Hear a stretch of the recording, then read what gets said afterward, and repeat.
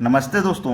आज मैं आपको साधारण ब्याज के महत्वपूर्ण यानी कि इम्पोर्टेंट सवाल कराऊंगा, तो इस वीडियो को पूरा देखिएगा। चलिए स्टार्ट करते हैं। पहला सवाल है, साधारण ब्याज की 5% वार्षिक दर पर निवेश की गई एक धनराशि 6 वर्ष में बढ़कर 2613 रुपये हो जाती है। समान दर पर कितने समय में यह धनराशि 3015 रुपये हो जाएगी? कितना अच्छा सवाल है।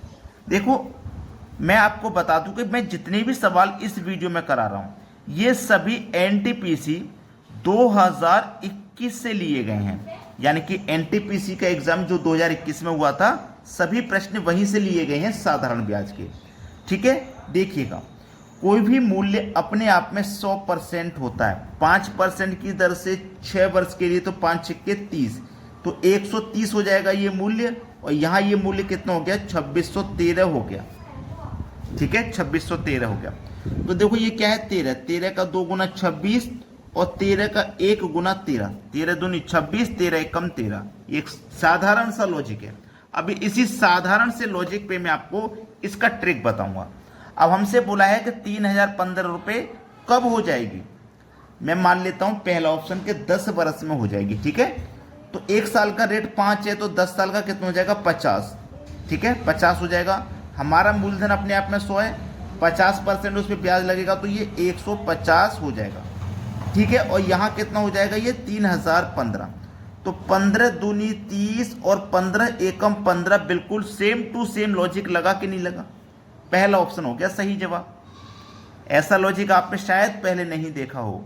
अब देखते हैं अगला प्रश्न।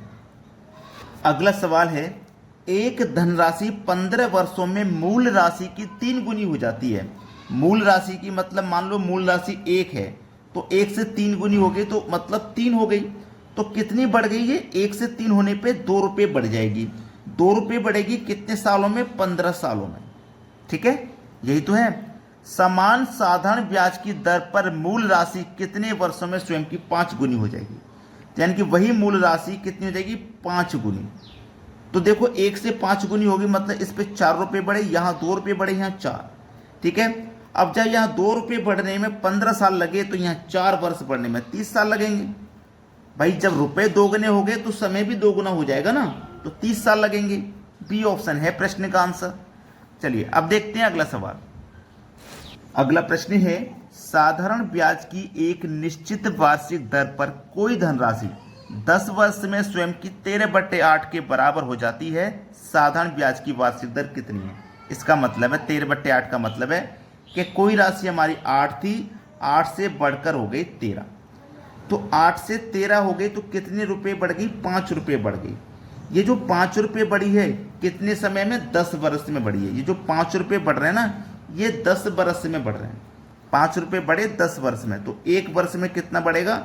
1/2 बढ़ेगा। 1/2 का मतलब 0.5 बढ़ेगा, है ना। 1/2 का मतलब क्या है? 0.5 बढ़ेगा। चलिए 1/2 कितना? 1/2 एक साल में। 1/2 एक साल में। तो जो भी प्रॉफिट है या जो भी लॉस है वो हमेशा कॉस्ट प्राइस पे निकलता है, जो कि 8 है। ठीक है, तो ऊपर 1, 8 का 2 से गुना करिए तो 16, कितना हो गया? 1/16। अब हमें 100% का मान निकालना, तो 100 से गुना करेंगे। भाई प्रतिशत में दर पूछिए तो दर निकालने के लिए 100 से गुना करते हैं, ये बात आप अच्छे जानते हैं। 16 छिक्के 96, बचेगा 4, 4 में तो जाएगा नहीं, 10/40 हो जाएगा।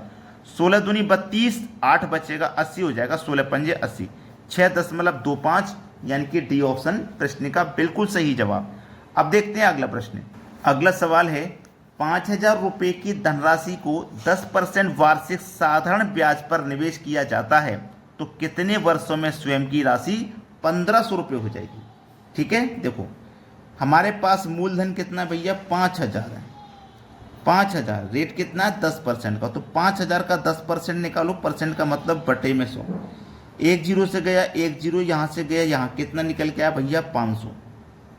ठीक है, 500 निकल के आ गया।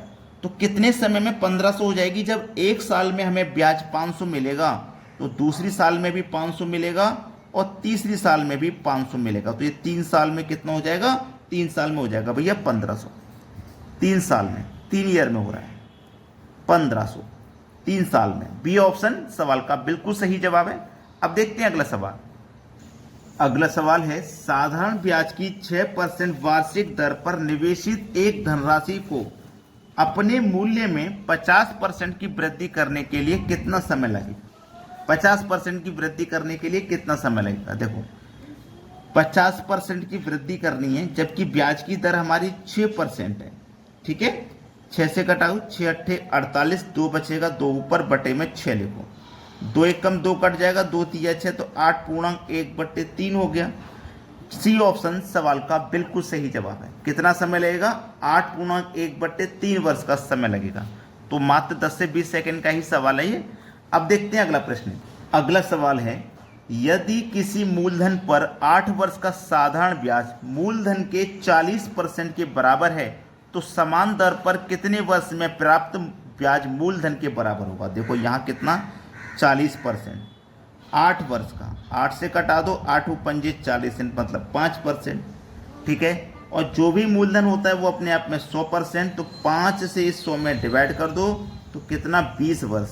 एक चीज़ याद रखना, ये परसेंट था ना 40, अगर आप समझिए प्रतिशत है, 8 से डिवाइड किया 5 निकल के आया हमारा। ठीक है, और जब मैंने 100 में 5 से डिवाइड किया तो 20 वर्ष निकल के आ गया। मेरा बी ऑप्शन हो जाएगा सही जवाब। अब देखते हैं अगला सवाल। अगला प्रश्न है, कितने समय में साधारण ब्याज की 10% वार्षिक दर पर निवेशित कोई धनराशि स्वयं से 40% अधिक हो जाएगी। देखो स्वयं से यानी कि स्वयं जो भी होगी अपने आप में 100% होगी, तो 40% अधिक हो जाएगी, तो इसका मतलब 140 हो जाएगी, है ना। 100 से 40% अधिक होने का मतलब है 140 हो जाएगी। क्लियर है इतनी बात।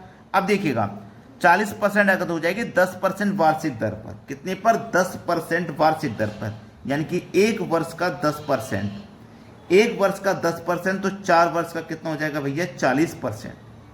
तो हमारी 100 से 140 हो रही है, 40% बढ़ रही है, 1 साल में 10% तो 4 साल में 40% हो जाएगी।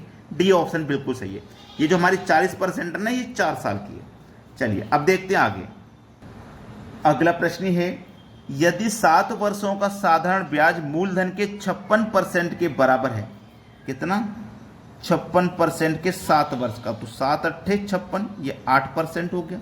और जो भी होता है वो अपने आप में 100%, 8 से 100 में डिवाइड कर दोगे तो ये कितना निकल के आ जाएगा, 12.5%। तो एक सवाल मैं आपको ऐसा करा चुका हूं तो आपको कोई समस्या नहीं आएगी। 12.5 कहाँ लिखा गया है, 12 वर्ष 6 महीने 12.5 ही होता है। ये बिल्कुल सही जवाब है।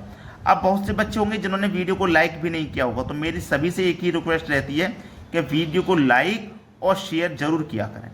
ठीक है, वीडियो देखने के लिए आपका बहुत बहुत धन्यवाद।